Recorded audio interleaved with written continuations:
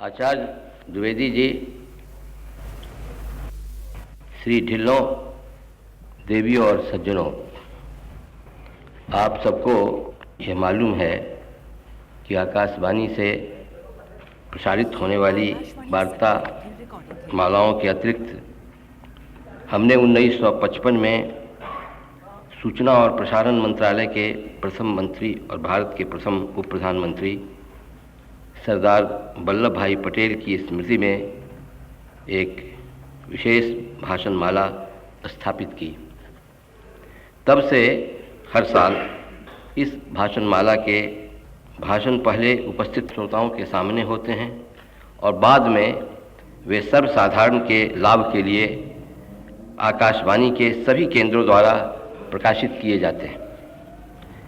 इस भाषण माला में अब तक हमें Shri Chakravarti Shri Rajagopalachari, doctor K S. Krishnan, professor J B S. Haldane, doctor Zakir Hussain, doctor Tarachand, doctor Verrier Elwin, Shri K P S. Menon, Shri Morarji Desai, doctor B. Raghavan, Shri M C. Setalvad, Shri P V. Gajendragadkar, doctor Jacob Chandy और श्रीमन नारायण आदि का सहयोग हमें प्राप्त हो चुका है। पर यह भाषण माला अभी तक अंग्रेजी में ही है। जनसाधारण के व्यापक लाभ की दृष्टि से हमने सोचा कि ऐसी ही भाषण माला हिंदी में आरंभ किया जाए और मुझे ये आप सबको सूचना देते हुए बड़ा हर्ष हो रहा है कि भारत के प्रथम राष्ट्रपति डॉक्टर राजेंद्र प्रसाद की स्मृति में आज हिंदी में भी इस भाषण माला का शुभ आरंभ हो रहा है। आप सभी लोगों को मालूम है कि स्वर्गीय डॉक्टर राजेंद्र प्रसाद को हिंदी से कितना प्रेम था। ये और भी प्रसन्नता और संतोष की बात है। इस भाषण माला का आरंभ हिंदी और संस्कृत के प्रख्यात विद्वान आचार्य हजारी प्रसाद द्विवेदी द्वारा हो रहा है, क्योंकि इस वर्ष सारे देश और विदेशों में गुरु नानक देव जी की 5वीं जन्म शताब्दी मनाई जा रही है। यह उपयुक्त ही है कि प्रथम भाषण माला का विषय गुरु नानक रखा गया है। इस विषय पर बोलने के लिए आचार्य द्विवेदी से उपयुक्त व्यक्ति मिलना कठिन ही था।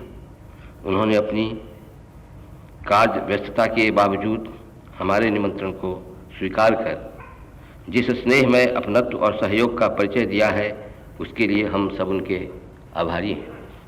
अब मैं हमारे लोकसभा के अध्यक्ष श्री ढिल्लों से अनुरोध करूंगा कि वे अध्यक्ष का आसन ग्रहण करें और भाषणमाला का कार्य प्रारंभ करवाएं।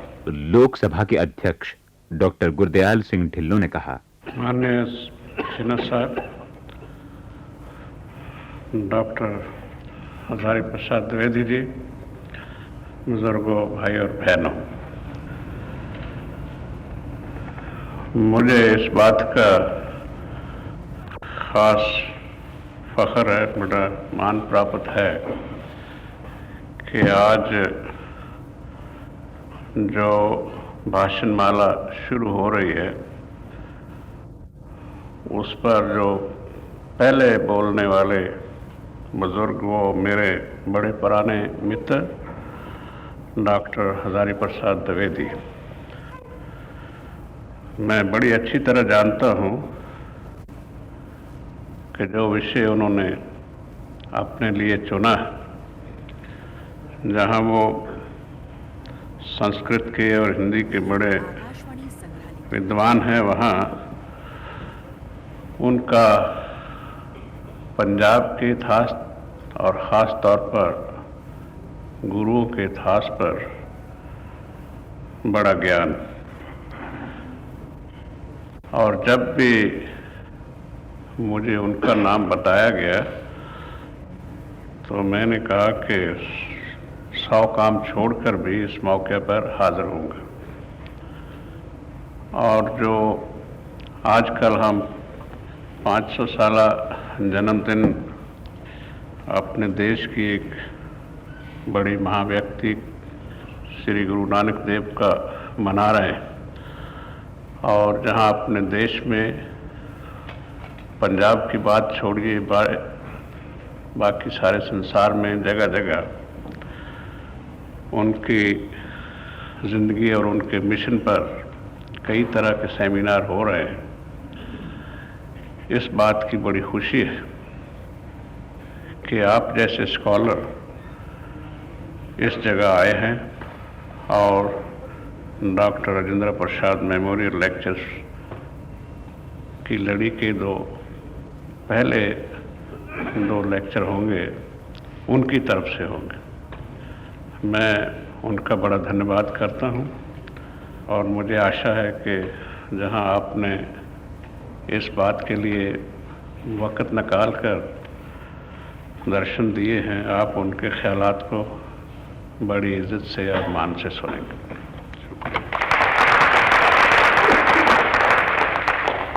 आचार्य द्विवेदी जी ने भाषणमाला का पहला भाषण देते हुए कहा, माननीय अध्यक्ष जी और मित्रों,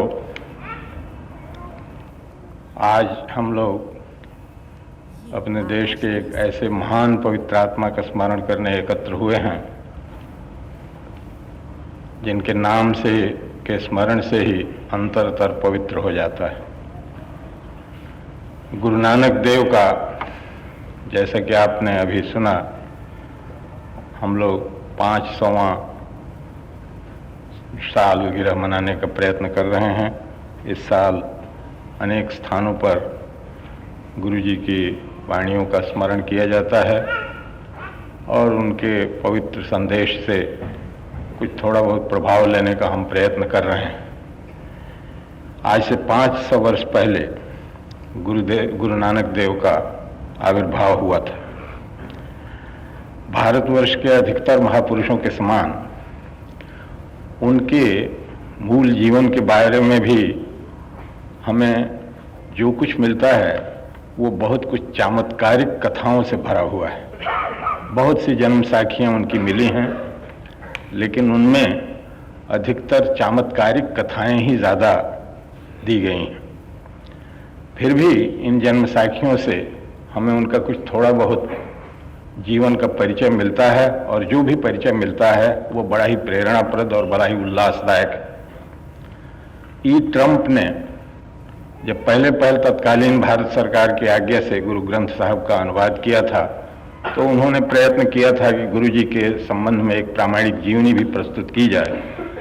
उन्हें एक जन्म साखी मिली थी जिसे वो बहुत पुरानी जन्म साखी मानते हैं, और उनका अनुमान है कि वो गुरु जी के तिरोधान के थोड़े ही दिनों बाद लिखी गई थी, परंतु उसमें भी चमत्कारिक कथाएं बहुत काफ़ी हैं।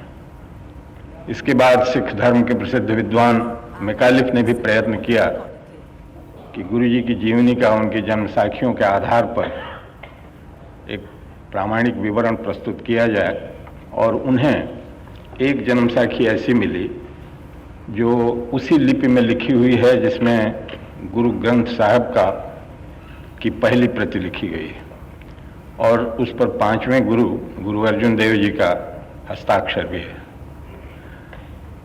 मैकालिफ साहब का कहना है कि इसमें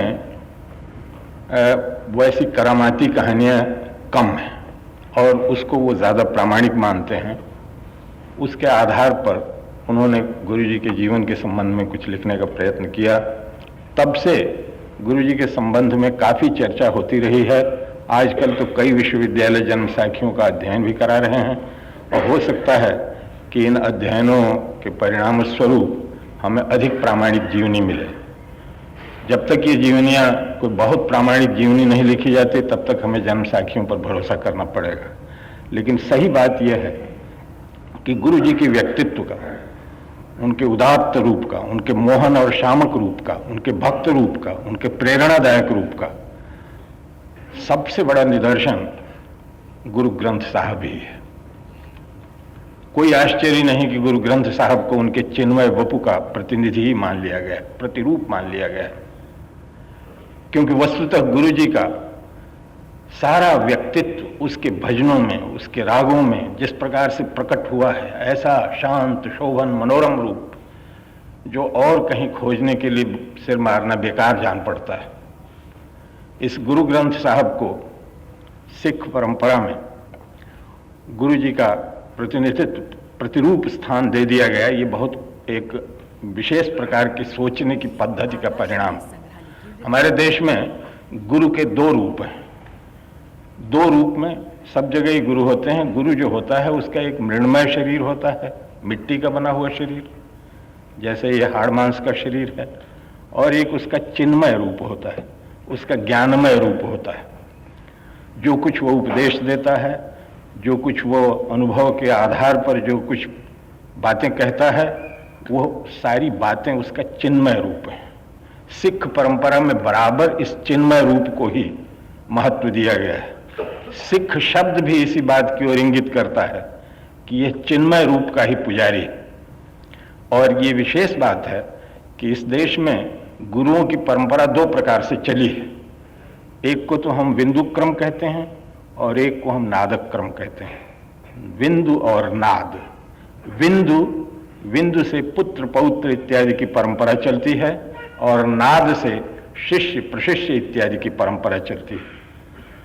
गुरु जी के अपने पुत्र थे, अच्छे योग्य थे, लेकिन उन्होंने अपना दूसरा उत्तराधिकारी अपने शिष्य को बनाया और ये परंपरा चलती रही। बाद में ऐसा भी हुआ है कि पुत्र ने गुरु का स्थान लिया, लेकिन इसलिए नहीं कि वो पुत्र है, बल्कि इसलिए कि वो गुरु की बात को सबसे अच्छी तरह से, गुरु की ध्वजा को वहन करने में सबसे अधिक समर्थ है।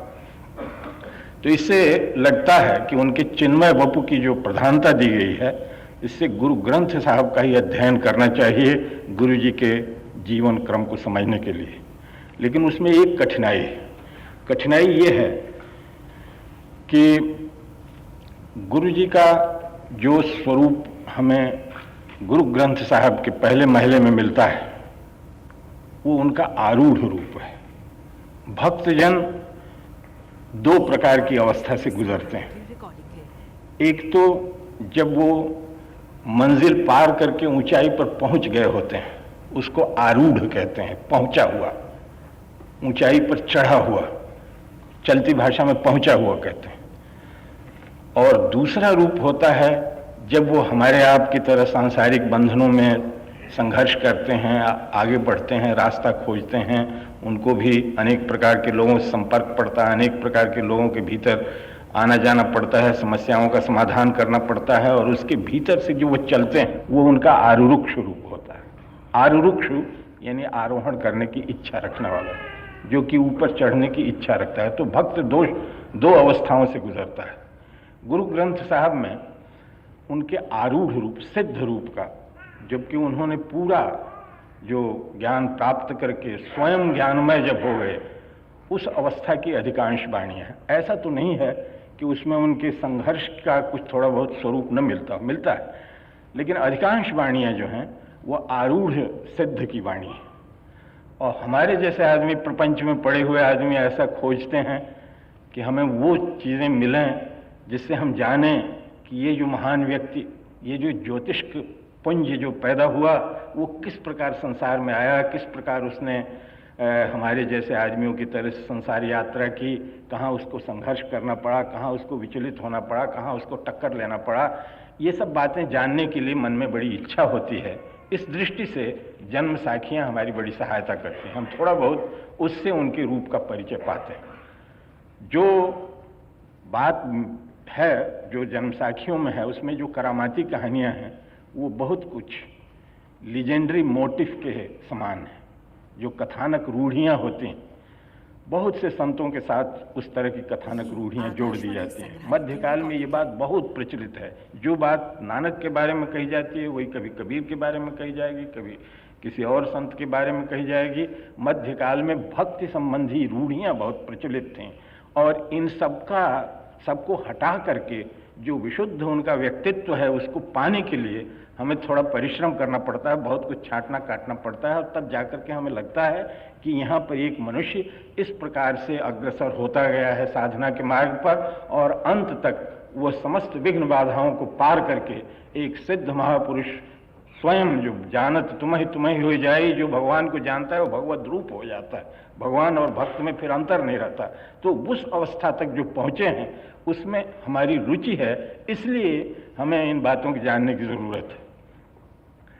तो ऐसा स्पष्ट इतना तो बिल्कुल प्रामाणिक तत्व है कि तालवंडी गांव में एक खत्री परिवार में गुरुजी का जन्म हुआ था, वेदी वंश में।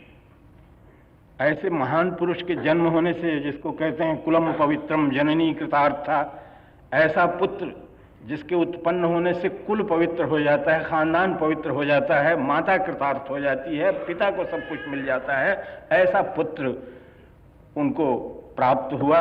और सचमुच ही आज वेदी वंश बहुत ही पूज्य माना जाता है, क्योंकि गुरुजी ने उस वंश को धन्य किया था। ऐसा बालक जिस घर में पैदा हो जाता है उस कुल की मर्यादा बढ़ जाती है, उस पिता माता की मर्यादा बढ़ जाती है, उसके पुरखे तर जाते हैं। तो ऐसे महान संत का जन्म एक गांव में, छोटे से पश्चिम पंजाब में है इस समय, तालवंडी शायद उसका नाम था। उस गांव में गुरुजी का जन्म हुआ। उनकी एक बड़ी बहन भी थी, कहते हैं उनका नाम नानकी था। माता का नाम तृप्ता था, बहुत सुंदर नाम है। ऐसी ही माता वस्तुतः तृप्ता हो सकती है जिसको नानक जैसा बालक पैदा। और कहीं कहीं भजनों में जहाँ जहाँ तृप्त या तृप्ति शब्द आता है तो बार बार याद आता है, कहीं गुरुजी की माता का तो इसमें स्मरण नहीं हो रहा है। और जब इनको ये थोड़े बड़े हुए तो इन्हें पढ़ने के लिए भी भेजा गया था। और पढ़ने के समय उन्होंने कहते हैं कि अध्यापक से तो एक दो बातें उन्होंने पूछी, और अध्यापक अंत तक इतने प्रभावित हुए कि उनके पिता के सामने ले आकर के उन्होंने कहा कि इस बालक को मेरे पास क्यों पढ़ने को भेज रहे हैं, ये तो मुझसे अधिक जानता है। बड़ी संकेतपूर्ण बात उसमें यह है कि उन्होंने जब अक्षर उनको पढ़ाना शुरू किया तो गुरु नानक ने, उस समय बालक नानक, उन्होंने कहा कि इन अक्षरों में ही तो सब कुछ आ गया, सब कुछ समा गया, अब और पढ़ने की क्या ज़रूरत है, ये अक्षर ही तो सब कुछ है। अब ऊपर ऊपर से देखने से ये बात बड़ी कुछ अजीब सी लगती है, लेकिन अगर आप सोचें तो ये बहुत बड़ी भारी बात है कि वस्तुतः हमारे देश में ये सोचने का ढंग ये नहीं है कि इस वस्तु का नाम टेबल है। ऐसा तो अब हम लोग कहने लगे हैं कि ये जो चीज़ है इसका नाम टेबल है। हमारा कहने का ढंग ये है कि टेबल जो पद है उसका यह अर्थ है, पदार्थ है। हम कहते हैं कि ये पदार्थ है, सकल पदार्थ है जग माही कर्महीन नर पावत नहीं। पदार्थ माने शब्दों का अर्थ, जो कुछ भी आप देख रहे हैं वो पदों का अर्थ है। वो कुर्सी एक शब्द है, उसका वो अर्थ है, वर्ड का मीनिंग है सारी दुनिया। बाकी तो पद जो है वो प्रधान है। और पद कैसे बनते हैं? ये थोड़े से अक्षरों से बनते हैं। इन्हीं थोड़े से अक्षरों के परम्यूटेशन कॉम्बिनेशन से सारे ये शब्द बनते हैं। जितने भी शब्द आपको मिलते हैं व्यवहार में वो कुछ थोड़े से अक्षरों के, अंग्रेजी में 26 अक्षर हैं, हमारी भाषा में बहुत कम लोग जानते हैं कितने अक्षर हैं 50 हैं शायद। 55 मुंडमालिनी देवी तंत्रों में कहा है कि जो वाग देवी हैं वो 55 मुंडों की माला धारण करते हैं, 50 अक्षर हैं।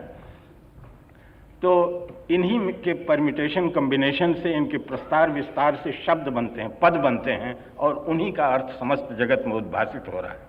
और भी एक बात जो गुरु जी ने आरंभ में ही कहा है, जिसको कि सिख धर्म में हर भक्त पहले उच्चारण करता है, एक ओंकार। ये ओंकार क्या है?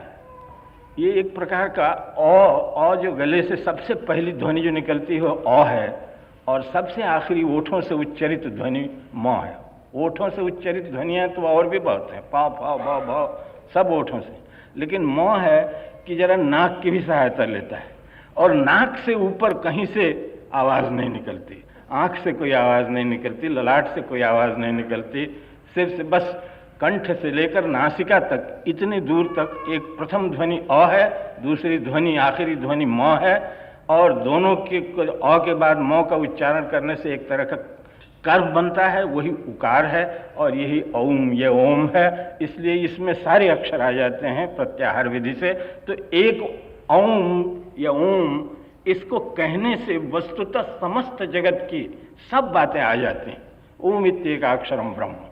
तो गुरु जी ने पढ़ने के समय ही इस महान तत्व को ऐसे स्पष्ट, थोड़े से सीधी सादी भाषा में अध्यापक से कहा, और अध्यापक ने विचलित होकर के उनके पिताजी से कहा कि ये लड़का तो बड़ा ज्ञानी मालूम होता है।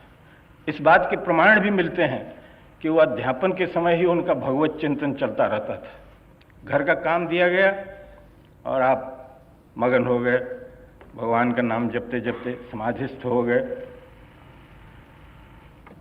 भैंस किसी की खेत खा गई और उनके पास शिकायत आई कि ये खेत खा गई, ये आप मगन बैठे हैं। तो कुछ इस प्रकार की एक आध्यात्मिक भावना आरंभ से ही उनके भीतर पाई जाती है, जिसमें भगवान का नाम लेते लेते वो वेसुल से हो जाते थे। स्वभावतः माँ बाप चाहते हैं कि लड़का कुछ काम का हो, घर गृहस्थी का काम देखे, और यहाँ लड़का में कुछ पहले से ही लक्षण ऐसा आने लगा कि कुछ काम धाम नहीं करेगा। तो माँ बाप की जैसी एक युक्ति है, शादी कर दो ठीक हो जाएगा। सुना उसमें ऐसा लगता है कि नानक की शादी भी कर दी गई। पत्नी का नाम सुलक्षणी देवी बताया जाता है। उनके 2 पुत्र भी हुए। लेकिन और भी चतुराई ये की गई कि इनको कहीं नौकरी दिला दो, या नौकरी पाने पर आदमी कुछ उत्तरदायी हो जाता है, कुछ अपनी जिम्मेवारी अनुभव करने लगता है। तो कोई मोदी खाने में, जो बालोल लोधी के किसी कर्मचारी का मोदी खाना था, उसमें उनको नौकरी दे दी गई आटा तौलने की। ये भी एक बड़ी विचित्र बात है। भगवान जिसके ऊपर कृपा करना चाहते हैं, किस रास्ते से कब कैसे कृपा करते हैं, कहना बड़ा कठिन है। कहते हैं कि आटा तौलते समय एक बार उन्होंने 1, 2, 3, 4 इस तरह गिनना शुरू किया। गिनते गिनते 13 पर आए। 13 का पंजाबी उच्चारण 13 है, 13। तो जो 13 आया तो भावमुग्ध हो गए। 13, 13, 13, 13, सब कुछ 13। और वो सारा भंडार तौल दिया गया और 13, 13 की रट लगी रही। ये भी एक तरह का मोटिव है, और भी संतों के बारे में इस तरह का मिलता है, लेकिन नानक वाली कहानी सबसे पुरानी मालूम पड़ती है। तो इसका नतीजा जो होना था वही हुआ। नौकरी छूट गई, और नौकरी छूटने का मतलब ये हुआ कि इस आध्यात्मिक प्रतिभा संपन्न बालक को साधु संग, भगवत चिंतन, देश विदेश की यात्रा का और अधिक अवसर मिल गया। और बड़ी यात्राएं की, विकट यात्राएं। उन दिनों की यात्रा इतनी आसान नहीं थी। जंगलों में, पहाड़ों में, नदियों में से गुजरना पड़ता था। और गुरु नानक ने पहली यात्रा उनकी हुई पूरब की ओर, कामरूप तक गए। वहाँ संतों से, विद्वानों से, लोगों से बात की। फिर दूसरी यात्रा दक्षिण की ओर हुई। तीसरी यात्रा में वो तिब्बत की ओर जाकर के चीन के दक्षिणी हिस्से में भी गए। और इस तरह से चौथी यात्रा में वो पश्चिम की ओर गए और मक्का मदीना तक गए, और वहाँ से भी आगे बढ़कर बगदाद में गए। कथाओं में ये भी मिलता है कि बगदाद के बादशाह को उन्होंने दीक्षा भी दी। बड़ी यात्रा की, बड़ी साहसिक यात्रा की। इसमें सबसे अच्छी बात ये हुई कि उन्हीं के गांव के एक भक्त, जाति से मुसलमान थे, मर्दाना, बड़े उत्कृष्ट रागी थे। वो उनके साथ बराबर लगे रहे। और जब गुरु जी का उल्लास मुखरित होकर के कोई गाना, कोई भजन उनके मुंह से निकला, उन्होंने तुरंत उसको राग में बांधा और अपनी बीन पर उसको बजाया। और जनता उससे इतनी मुग्ध होती थी। जहाँ कहीं गुरु जी गए, ये जो उनका मधुर स्वभाव, मधुर वाणी और मर्दाना का वो जो रागी थे, उनकी जो संगीत की जो विद्या है, इन्होंने गुरु जी को जहाँ भी गया अपूर्व सफलता मिली। क्योंकि गुरु जी ने कभी शास्त्रार्थ नहीं किया। परवर्ती पुस्तकों में जैसे एक प्राण संगली ही है, हिंदी अक्षरों में 2-3 बार छप चुकी है। एक बार तरन तारण से छपी थी, एक बार इलाहाबाद से छपी थी। जिसको गुरुजी की स्वयं की लिखी पुस्तक बताई जाती है, लेकिन सभी लोग उसको उतना प्रामाणिक नहीं मानते। स्वयं गुरु ग्रंथ साहब में इसका संकलन किया जाने वाला था, परंतु नहीं किया गया किसी कारणवश। कहते हैं, मैंने देखा नहीं है, मैंने सुना है कि जो मूल प्रति है उसमें एक जगह प्राण संगली लिखा हुआ है, लेकिन उसका संग्रह नहीं किया गया। संभवतः उसको उतना प्रामाणिक नहीं समझा गया, या जिस किसी कारण से हो। उसमें गुरुजी के अनेक सिद्धों से और बड़े बड़े लोगों से शास्त्रार्थ कराए गए हैं। तो उससे धारणा ये होती है कि गुरुजी कोई वाद विवाद में, शास्त्रार्थ में रुचि रखते थे, लेकिन बिल्कुल ये बात ठीक नहीं जान पड़ती, क्योंकि गुरुजी का जो जीवन चरित्र जो जन्म साखियों से मिलता है, वो कभी भी शास्त्रार्थ करके, वाद करके, दुश्मन को हरा करके कोई काम करे, ये नहीं, बल्कि अपने आचरण से, अपने कर्तव्य से उसको बताना, अपनी बातों से, अपने मधुर स्वभाव से, अपने मीठे व्यवहार से लोगों को प्रभावित करना, ये गुरुजी का मुख्य साधन था। ऐसा लगता है कि परवर्ती काल में हम लोग अपनी श्रद्धा से, जैसा अपना मन होता है उसी अनुसार अपने श्रद्धेय को बनाना चाहते हैं। लोगों की रिद्धि सिद्धि में बहुत विश्वास हो गया था, और उन्होंने हर जगह कुछ सिद्धि में भी गुरुजी का मुख्य प्रमुख हाथ रहा, ऐसा उन्होंने बताने की कोशिश की, और इसलिए ऐसी बहुत सी बातें परवर्ती साहित्य में जुड़ गई। लेकिन गुरुजी का जो सहज व्यवहार है, जो मधुर स्वभाव है, वो उनके जो वाणियों में जो मिलता है, इतना मीठा, इतना अमृत जैसा, सुधा की तरह से स्निग्ध लेप वाला, ऐसी वाणियाँ गुरुजी की मिलती हैं।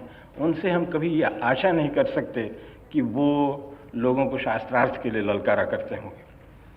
लेकिन कभी कभी भ्रम होता है पुरानी पुस्तकों को पढ़ करके, लेकिन सब मिला करके गुरुजी का स्वभाव अत्यंत शांत, अत्यंत मनोरम, अत्यंत मधुर था। और ये मधुरता और मिठास उनके, और काम करके, आचरण के द्वारा, अपने सत्य सभी जानते हैं, लेकिन सत्य को आचरण में उतारना कठिन चीज होती है। कौन नहीं जानता कि सच बोलना अच्छी बात है, लेकिन हर आदमी झूठ बोलता है।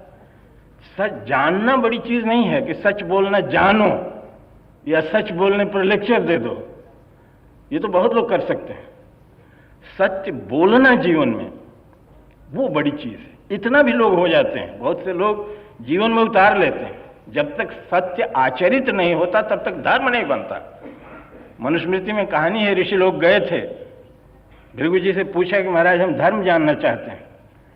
तो धर्म बताने के पर उन्होंने कहा कि धर्म वह है जो विद्वद्भिः सेवितः सद्भिः, जो अच्छे विद्वान लोग हैं, जो आचरण करते हैं, सेवित करते हैं, उनके द्वारा जो आचरित होता है वो धर्म है। जो बात कही जाती वो धर्म नहीं है। तो गुरु जी का जीवन, और इसको संतों ने और तरह से भी कहा है, कथनी और करनी में भेद नहीं होना चाहिए। तो गुरु जी का जीवन ऐसा था कि जो कुछ कहते थे वो सत्य को वो स्वयं अपना अनुभूत सत्य होता था, और वो सत्य जीवन में चरितार्थ भी होता था, जीवन में आचरित भी होता था। लेकिन इतना भी करने वाले महात्मा बहुत हैं, और ऐसे लोगों को हम प्रणाम करते हैं, बहुत महान होते हैं जो कि सत्य को अनुभव करते हैं और सत्य के अनुसार आचरण करते हैं। उससे की भी बड़ी सिद्धि वो होती है जो सत्य को अनुभव करता है, सत्य का आचरण करता है, और उससे ऐसी ज्योत निकलती है कि 10 और आदमी समाज में उस सत्य, जब जाकर के सत्य हित बनता है। जब तक सत्य हित नहीं बनता तब तक व्यक्तिगत सत्य है, पता नहीं कि क्या है क्या नहीं है, हमसे क्या मतलब, जंगल में मोर नाचा किसने देखा। वैसे जब कोई महात्मा केवल सत्य का आचरण करता है, पूज्य है, बहुत अच्छा है, उसको हम नमस्कार करते हैं, उसका हम आदर करते हैं। लेकिन आचरण करने के बाद उसमें स्वयं इतनी ज्योति आ जाए कि वो दूसरों को प्रकाश दे, दूसरों को गलत रास्ते से निवृत्त करे, तो वो बहुत बड़ा महात्मा होता है। और जो काल की सीमा को भेद करके जिसका संदेश और भी आगे चलता रहता है, वो तो फिर बहुत ही बड़ा महान पुरुष है। गुरु जी ऐसे ही महान पुरुष थे। गुरु जी ने बराबर हम को यानी अहम भाव को बहुत उन्होंने मनुष्य के लिए सबसे बड़ा शत्रु उसका अहम भाव, जो अहंकार है, हूँ। और ये जो ज्ञान के लिए जो शास्त्रार्थ होते हैं, ज्ञान की चर्चा करके एक दूसरे को ज्ञान की लाठी से मार करके गिरा देने का जो प्रयत्न होता है, ये तो गुरु जी के मन में कभी आ ही नहीं सकता था। एक वैष्णव कवि थे, उन्होंने लिखा है, ये यत्राधिक कल्पना कुशलिनस्ते तत्र विद्वत्तमा स्वीयम कल्पन में शास्त्र मिथिते मन्यन्ते हो तार्किका। तार्किक लोग क्या करते हैं कि जो जितनी कल्पना भिड़ा सकता है वो उतना ही बड़ा पंडित माना जाता है, और अपनी कल्पनाओं का ही नाम वो लोग शास्त्र दिया करते हैं। रोज शास्त्रों की शाखा प्रतिशाखा ब्रांचेस निकलती रहती हैं, वो वस्तुतः अपनी अपनी कल्पनाओं का प्रसार होता है, उसमें मनुष्य का अहम नहीं नष्ट होता। गुरु जी जो हैं वो अहम को, हूँ को वो सबसे बड़ा मार्गरोधक मानते हैं। तो उन्होंने बराबर अपने ग्रंथों में हूँ के प्रति, हूँ से सावधान रहने की लोगों को उपदेश दिया है। और स्वयं गुरु जी भगवान के चरण कमल के मकरंद से अपने को मोहित कहते हैं। उनका सबसे बड़ा संदेश यही है कि सर्वात्मना अपने आप को भगवत चरणों में अर्पित कर दो। हरिचरण मकरंद लोभित मनो अनदिनो मोहि होई प्यासा। यह भक्ति रस ऐसा है कि वो अनदिनो मोहि होई, इसमें पूर्ववर्ती जीवन की थोड़ी झांकी मिलती है कि हरिचरण मकरंद लोभित मनो अनदिनो, अनुदिन, दिन पर दिन, आज से कल, कल से अधिक परसों, परसों से अधिक उसके बाद, अनदिनो मोहि होई प्यासा। ये ऐसी प्यास है जो नित्य निरंतर बढ़ती जाती है, ये प्यास कभी खत्म होने वाली नहीं। हरिचरण मकरंद, कविता क्या शब्दों का चुनाव देखिए, हरिचरण मकरंद लोभित मनो अनुदिनो मोहि होई प्यासा। कृपा जल देहु नानक, कृपा जल देहि नानक, सारिंग को होई जाते चरण नाय बासा। ऐसा कृपा जल दो कि ये तुम्हारा भक्त तुम्हारे चरणों के निकट पहुंच सके। कितना मीठा, कितना प्रेम से भरा हुआ, सारा हृदय उड़ेल के रख दिया है। हरिचरण मकरंद लोभित मन, हरिचरण के मकरंद से लोभित उनका मन, और उनको ये कृपा जल भगवत कृपा से प्रचुर मात्रा में मिला था। ये कृपा जल जो उनका मिला, यही इसी चीज को उन्होंने बहुत बड़ी विराट भूमिका पर रखा। ये नहीं कि उन्होंने कभी ये सोचा कि मुझे सारे समाज का हित करना है, सारे समाज के लिए कोई प्लान बनाना है, बल्कि उन्होंने अपने आप को ही ऐसा समर्पित किया कि उससे अपने आप ज्योति निकलती है। आम जब पक जाता है तो उसका रंग बदल जाता है, उसका गंध बदल जाता है, उसका आकार बदल जाता है, वो रस से जब भरता है तो अपने आप और आमों से अलग हो जाता है, उसकी सुगंधी दूर दूर तक फैलती है। उसे कहना नहीं पड़ता कि मैं रस देने के लिए यहाँ आया हुआ हूं। गुरु नानक का चित्त भक्ति रस से इसी प्रकार आप्लावित हो गया था, जो अंतरतर की ज्योति थी वो बाहर छिटकने लगी थी। ये उनकी विशेष सफलता। इसमें एक ही कारण है कि उन्होंने अपने आप के अहम को कभी मार्ग में नहीं आने दिया। गुरु जी का जन्म कब हुआ था? आजकल हम लोग ये जो कार्तिकी पूर्णिमा के दिन उनका उत्सव मना रहे हैं। जन्म साखियों में कुछ में ऐसा भी उल्लेख है कि उनका जन्म अक्षय तृतीया को हुआ था, यानी वैशाख मास के शुक्ल पक्ष की तृतीया तिथि को। बड़ी पवित्र तिथि वो भी मानी जाती है, लेकिन फिर भी कार्तिकी पूर्णिमा को ही माना गया, और आज तक हम कार्तिकी पूर्णिमा को, शरद चंद्र की जो पूर्णिमा है, उसी को गुरु जी का जन्मदिन मान करके उत्सव मनाते आ रहे हैं। वैसे तो कोई भी दिन मान लो साल में, गुरु जी का जन्मदिन रोज ही अवतरित होते रहते हैं हमारे मन में। जो चाहे अपने जिस क्षण में चाहो अपने हृदय में उतार लो, उनका अवतार ही है, उतरना ही अवतार है। अवतार माने उतरना। तो हम जब चाहें गुरु जी को स्मरण करें, वो हमारे हृदय में आ जाएंगे, वही उनका पवित्र जन्म दिवस है। लेकिन फिर भी सामाजिक सारे समाज में एक रूपता लाने के लिए एक तिथि मनाई जाती है। ये कार्तिकी पूर्णिमा बहुत सुंदर तिथि है, इसका भी एक अपनी परंपरा है, और सैकड़ों वर्ष से भारतवर्ष में यह तिथि सर्वत्र बड़ी पवित्र तिथि मानी जाती है। इस दिन को, ये जो कार्तिक का शरद चंद्र की जो अंतिम तिथि है, कार्तिक की पूर्णिमा, शरद काल की, शरद ऋतु का चंद्रमा यूं ही बड़ा ही स्निग्ध और मोहक और पवित्र माना जाता है, और कार्तिकी पूर्णिमा को वो चरम परिणति पर पहुंचता है। तो अगर किसी संत को कहा जा सके कि शरद काल के चंद्रमा के समान स्निग्ध मनोरम उज्जवल रूप है, तो गुरु नानक के सिवा और किसी पर दृष्टि नहीं जाती। और भी बहुत से बड़े बड़े संत हुए हैं जिनका बहुत लोगों के भजन गुरु ग्रंथ साहब में भी संग्रहित है। कबीरदास हैं, नामदेव हैं, बहुत से लोग हैं, और बहुत उत्तम वाणी है, बड़ी प्रेरणाप्रद वाणी है, लेकिन कहीं न कहीं उसमें तीखापन है, चोट करते हैं। लेकिन गुरु नानक ऐसे हैं जिन्होंने समस्त बातों के विरुद्ध कहने के बाद भी वो मिठास नहीं जाती, वो उस प्रकार का एक आक्रामक व्यक्तित्व, व्यंग्य, कहीं कहीं थोड़ा बहुत व्यंग्य है, लेकिन कहीं भी अंत तक चल करके भगवत नाम से उसको ऐसा जोड़ा हुआ है कि उससे चोट नहीं लगने पाती। तो वो ऐसे महान पुरुष के लिए जो चंद्रमा के समान स्निग्ध और मनोरम और शामक है, जो चंद्रमा के समान स्निग्ध ज्योति देने वाला है, उसका अगर कार्तिकी पूर्णिमा के दिन हम जन्मदिन मनाते हैं तो ठीक ही करते हैं। मुझे कभी कभी ऐसा लगता है कि कार्तिकी पूर्णिमा कदाचित उनके बोधि लाभ की तिथि रही हो। मैं कह नहीं सकता, इसका मेरे पास कोई प्रमाण नहीं है, लेकिन इसको इतना जो महत्व दिया गया है वो भी उसी नाद परंपरा के कारण से।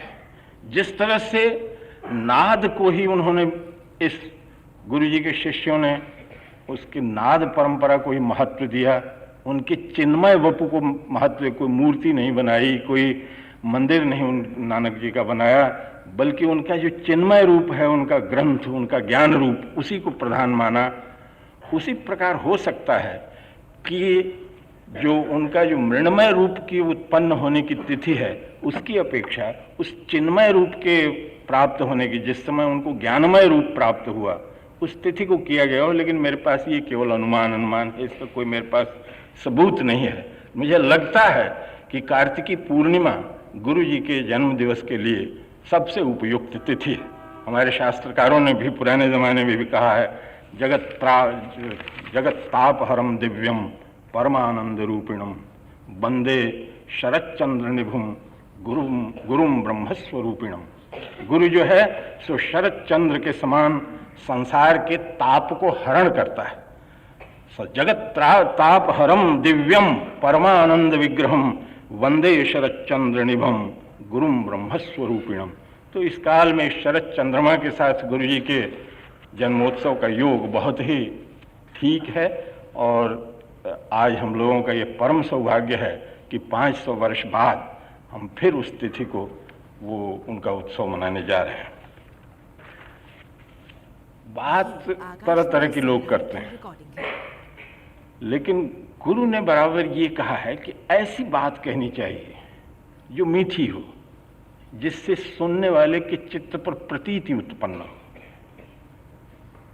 ऐसा नहीं कि सुनने वाला बिधक जाए, तो फिर वो जो उचित जो वातावरण बनना चाहिए, या एक उचित ऐसा परिवेश बनना चाहिए जिसमें कि बात का महत्व ग्रहण करने लायक स्वीकार किया जाए, वो महत्व नष्ट हो जाता है। जब आप किसी पर आक्रमण करते हैं तो उस आक्रमण में वो थोड़ा बहुत तिलमिलाता है और उसका के भीतर का अहंकार जागृत होता है। गुरु ने कभी भी ऐसा नहीं कहा, बाबा बोलिए पति हुई, ऐसा बोलो कि प्रतीति उत्पन्न हो, जो पतियाया जा सके। बाबा बोलिए पति हुई, ऐसी मधुर वाणी बोलो जिससे कि मनुष्य कुछ थोड़ा सा उसकी जो दुख ताप है वो दूर हो। ऐसा नहीं कि उसके घाव और भी ताजे हो जाए। तो ये मध्यकाल के संतों के बीच ये जो गुरु नानक जी का जो महान व्यक्तित्व है, वो अपने माधुर्य के लिए सबसे अलग, सबसे विशिष्ट दिखाई देता है। वाणियों में कुछ इस प्रकार का भी आभास मिलता है कि गुरु जी के मन में एक साधारण मनुष्यों की भांति कहीं कहीं थोड़ी बहुत अपने भीतर के चित्त के विचलित होने की आशंका भी। ये हमारे काम की चीज है, क्योंकि वैसे सारी वाणियां तो इतनी पहुंची हुई महात्मा की हैं कि उसके विषय में कुछ साधारण मनुष्य केवल उससे प्रेरणा ले सकता है, उसका अनुसरण कर सकता है। लेकिन कहीं कहीं ऐसा लगता है या तो ये पहली वाणियां होगी जिसमें गुरु जी ने कहा है कि अगर सारे प्रलोभन भी आ जाएं तो हे भगवान ऐसा न हो कि मैं तुम्हारा नाम भूल जाऊं। ये गुरु जी के अपने भीतर के संघर्ष के समय किसी समय की बात होनी चाहिए।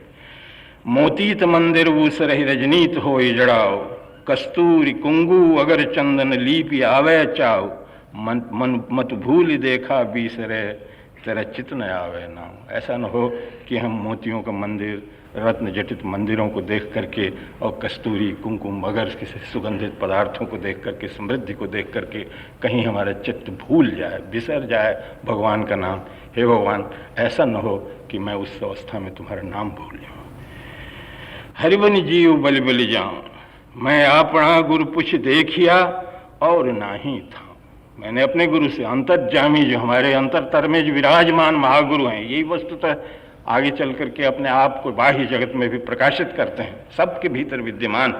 तो मैं अपना गुरु पूछिया देखिया और नाही था। भगवान के सिवा और कोई स्थान नहीं।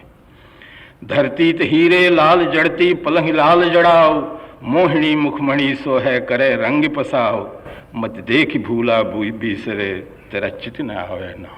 ऐसा न हो कि बहुत सुंदर बड़ा आलीशान मकान हो, महल हो, उसमें सुंदर रमणियाँ बैठी हों और अनेक प्रकार के धन संपत्ति से वो भरा पूरा हो, हीरे से लाल से जड़ा हो, और उसको भी देख करके ऐसा न हो कि मेरा चित्त कभी विचलित हो जाए। समस्त प्रलोभनों से हे भगवान तुम मुझे बचाओ। आत्मसमर्पण की हद, आत्मसमर्पण जिसको शरणागति कहते हैं, उसमें मनुष्य अपने आप को परमात्मा पर पूर्ण रूप से छोड़ देता है।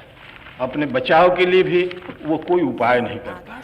और नानक धीरे धीरे भगवत भक्ति के द्वारा स्वयं भगवत रूप जैसे हो गए और राममय उनका व्यक्तित्व हो गया। उन्होंने अनेक स्थानों पर बार बार ये कहा है कि जो कुछ है वो सब भगवान को समर्पण कर दो। समर्पण की सबसे अच्छी प्रतिमा, सबसे बड़ी प्रतिमा इस जीव जगत में नारी है। नारी का पूर्ण समर्पण। गुरु नानक ने कहीं कहीं अपने को नारी की भांति आत्मसमर्पण की भी बात करते हैं। प्रेममय जो उनका रूप है, उस पर भी गुरु नानक का बहुत अधिक बड़े भजनों में ये बार बार कहा गया है कि